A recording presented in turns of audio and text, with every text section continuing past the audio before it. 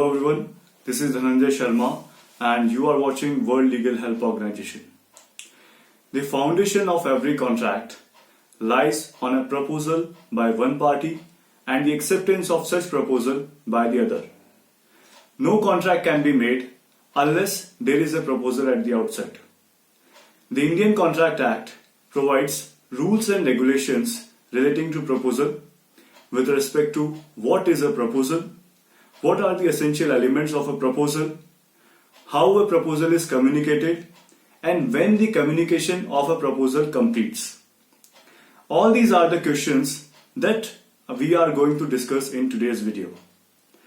The definition of the term proposal is provided under Section 2A of the Indian Contract Act. Section 2A provides that when one person signifies his willingness to do or to abstain from doing anything to another person with a view to obtain his assent is said to make a proposal. Now that is a very technical definition and we will discuss it a bit later. First of all, let us make familiar with certain terminologies relating to proposal. The term proposal is equivalent and similar to the term offer under English law. So both the terms, that is proposal and offer, means one and the same thing. The person making proposal is known as offerer or promiser, and the person to whom the proposal is made for its acceptance is known as offeree or promisee. Now, using these terms, if we try to define the term proposal, we can say that when the offerer signifies to the offeree his willingness to do or to abstain from doing anything with a view to obtain the assent of offeree is said to make a proposal. Now from this definition, if we try to figure out the essential elements of proposal, the first and the foremost essential element of proposal that comes out is that there must be a willingness to do or to abstain from doing anything. The offerer must have willingness, that is, he must have the will or desire to do or to abstain from doing anything. For example, A signifies his willingness to sell his car to B for rupees 2 lakh with a view to obtain the assent of B. So in this case, he signifies his willingness in a view to obtain the assent of B, and that amounts to a proposal. So willingness to do or to abstain from doing anything is the first and foremost essential element of proposal. Now the second essential element of the term proposal is that the offer or proposal must be communicated. As the wording of Section 2A provides that when one person signifies to another, so significance is important. Now what does this significance means? Significance, its dictionary meaning is that to communicate. So communication of offer is necessary, it is imperative, and communication of offer is the second essential element of proposal.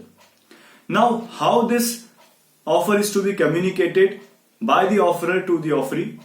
So Section 3 of the Indian Contract Act provides that the communication of proposal shall be deemed to be made by any act or omission of the offerer by which he intends to communicate or which has the effect of communicating it. So when an offer is communicated by way of words, by speaking or by writing, that is in an express manner, in that case it is said to be an express offer. Whenever it is communicated by any manner otherwise than in words, that is by conduct of the parties, in that case it is said to be an implied offer. Now the question arises, when an offer is said to be communicated, so when does the communication of an offer completes? So according to Section 4 of the Indian Contract Act, it provides that the communication of an offer shall be completed when the offer comes to the knowledge of the person to whom it is made. That is, when the offer comes to the knowledge of the offeree, in that case the offer is said to be communicated to the offeree.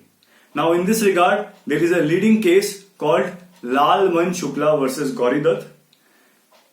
discussing the brief facts of the case, it provides that the plaintiff was the servant of defendant. One day, defendant's nephew got missing. Defendant sent plaintiff to find his nephew. Later on, since the nephew was not found for a long time, so he declared a reward of rupees 501 to whoever finds the nephew. The plaintiff was not aware of this reward, and later on he finds the nephew and brings it back to the defendant. He claims for the reward, but the defendant refuses to pay the reward to the plaintiff.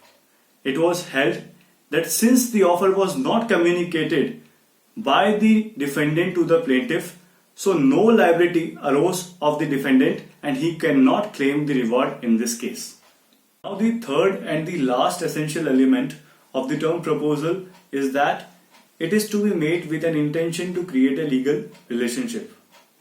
If there is no such intention to create a legal relationship, then it cannot be termed as an agreement and therefore no liability arises of the parties. So where there is any agreement with regard to go to movies, to go for a walk, to go for a game, it cannot be said as a valid proposal, as valid agreement, because it lacks intention of the parties to create a legal relationship. Now this intention of the parties may be either expressed or implied. When the intention is clear from the words or by any writing where there is any term that it either intend to make any formal agreement or it did not intend to make any formal agreement, in that case we can say that the express intention of parties was there. However, if the intention is not clear and it is to be presumed from the facts, from the conduct of the parties, then in that case the intention is said to be implied intention. Now in this regard, there is a leading case of Balfour versus Balfour. In this case, it was held that intention can be ascertained from the conduct of the parties as well, and that kind of intention is termed as implied intention. Let us discuss a certain brief fact of the case. So the husband in this case was employed in Ceylon. He went with his wife for a trip to England. There, due to certain medical issues, the wife was not able to return back to Ceylon and she had to stay in England. The husband was sending a maintenance of £30 per month to his wife. One fine month he defaulted in sending the maintenance, so the wife sued the husband for default in payment of maintenance.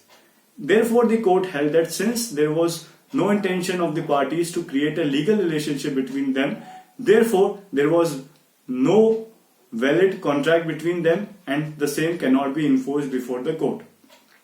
So all these three were the essential elements of the term proposal. Now proposal, that is offer, is to be differentiated from another topic that is known as invitation to offer. Offer we have already discussed.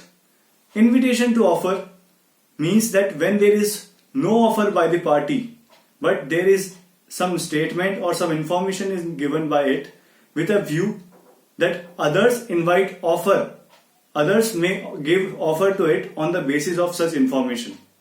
So there is no express offer, but there is certain information, some statement is made by the party on the basis of which he desires, he wishes that offer will come from the other side. For example, I am a seller, I give you a catalog of my goods. So I am not making you an offer, I am just giving you an invitation to offer. On the basis of this invitation, you will make me an offer which I will accept or which may either I can reject.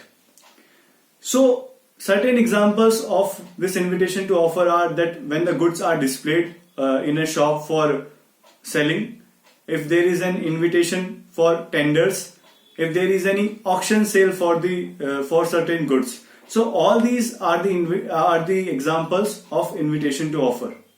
So both the terms, that is not to be confused with, that invitation to offer and offer are two different things. So also there is a very famous case in this topic of invitation to offer, that is Harris versus Nicholson, where the defendant, he had arranged an auction sale. The plaintiff had applied for the same. When the plaintiff went there, the defendant cancelled the auction sale. The plaintiff sued the defendant for damages. However, it was held by the court that since the invitation made by the defendant was an invitation to offer for the auction sale, it cannot give rise to any liability over the defendant, and the suit for damages was set aside. So that was all with regard to proposal, that is offer, and also an additional topic of invitation to offer that we have discussed in today's video. Hope you like this video. Thank you very much.